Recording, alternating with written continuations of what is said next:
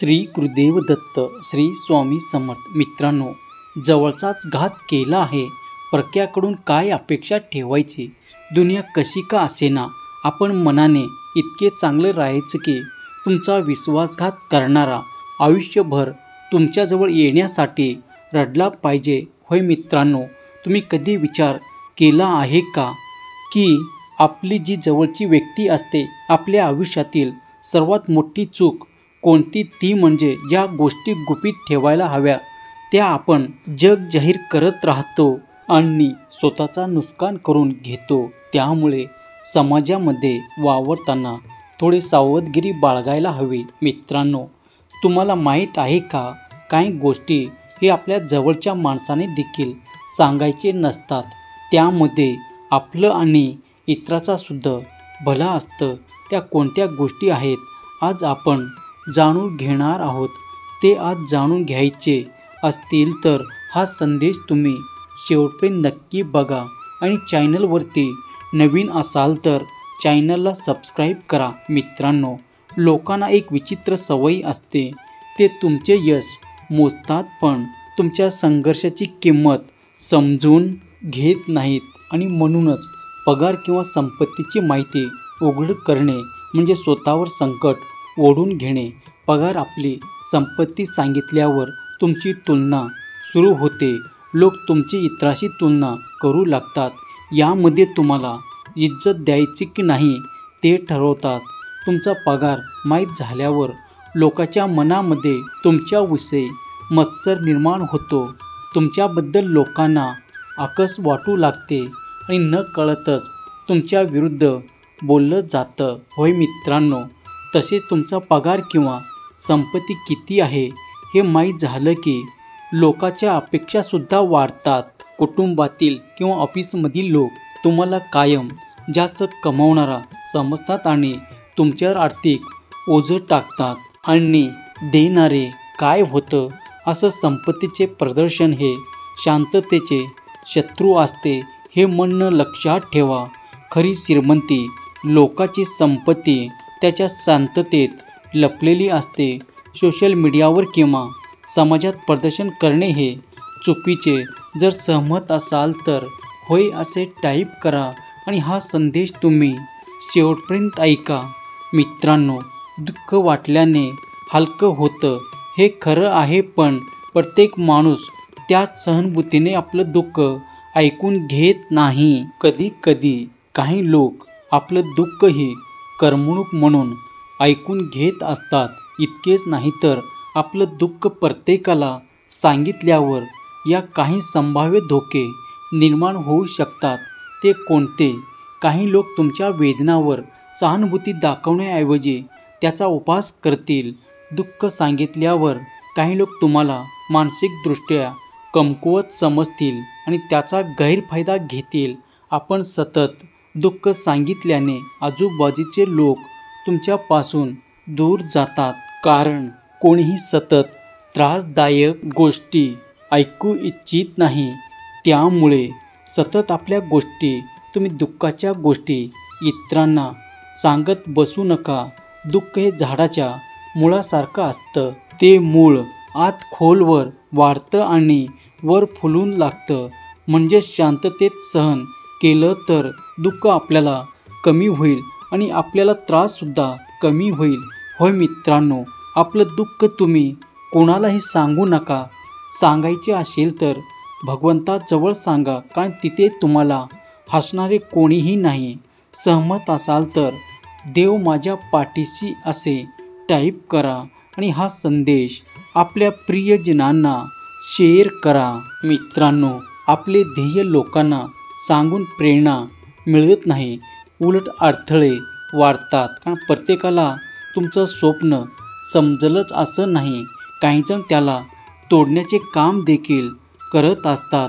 काही लोक तुमचा ध्येय अशक्य आहे असे सांगून तुमचं मनोबल खच्चीकरण करत असतात.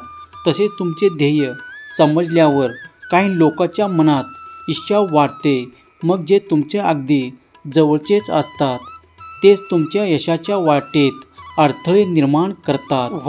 वैज्ञानिक दृष्टिकोनानुसार आपले ध्येय इतरांना सांगितल्यावर मेंदूचे काम करण्याची तीव्रता कमी होते. म्हणून तुमचे ध्येय नेहमी गुपित ठेवा.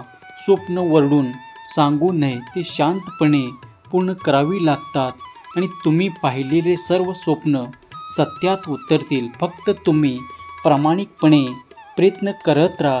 भगवंताची साथ तुम्हाला कायमच मिळत असते. म्हणून तर स्वामी महाराज आपल्या प्रिय भक्तांना म्हणत असतात, बाळा भिवू नकोस, मी तुझ्या पाठीशी आहे. सहमत असाल तर देव महान आहे असे टाईप करा आणि हा संदेश तुम्ही शेवटपर्यंत ऐका. मित्रांनो, कुठेतरी तुमचा अपमान झाला आणि तुम्ही तो सगळ्यांना सांगत सुटलात.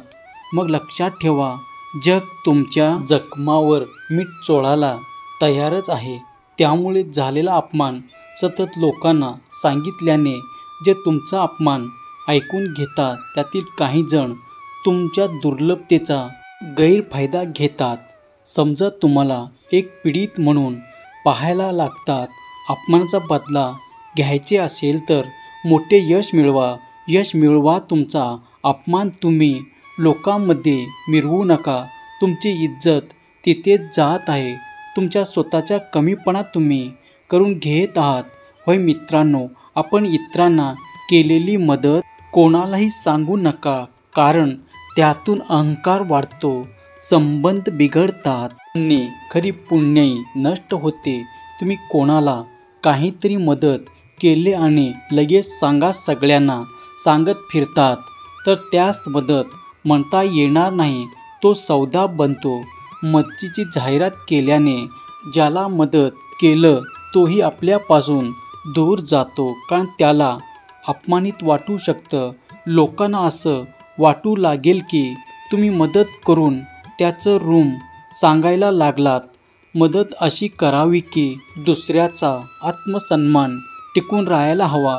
श्रीकृष्ण म्हणतात, कृती करा पण प्रसिद्धीची अपेक्षा नाही. आपण काय करत आहोत, कसे करत आहोत ते लोकांना सांगण्याची, दाखवण्याची गरज नाही. मित्रांनो, वरती बसलेला आहे तो भगवंत सर्व काही पाहत आहे. तुम्ही कसे कर्म करत आहात ते, तुम्ही जसे कर्म करत आहात तेच तुम्हाला परतफेड म्हणून मिळणार आहे. त्यामुळे कर्मावरती लक्ष द्या. मित्रांनो, घरातील वाद जर घराबाहेरच्या जगात पोचले तर तो वाद राहत नाही. तो हळूहळू ना त्याची रांगोळी करतो. कुटुंबातील वाद इतरांना सांगितल्यावर लोक वादात तेल घालतात, कारण त्यांना तुमचे समाधान नको असतं. त्यांना गॅसिप हवं असतं. तसे शांतपणे होऊ शकतात. ते बाहेर सांगितल्यामुळे ते अधिक गुंतागुंतीचे होतात. समाजामध्ये तुमच्या घराची प्रतिमा बिघडते आणि तुमच्याबद्दल कोणालाही आदर वाटत नाही. आपलं कुटुंब म्हणजे एक मंदिर आहे. त्यातले वाद घराच्या 4 भिंतीमध्येच संपले पाहिजे ना की जगासमोर. होय मित्रांनो, आपल्या व्यक्ती हे आपलेच असते.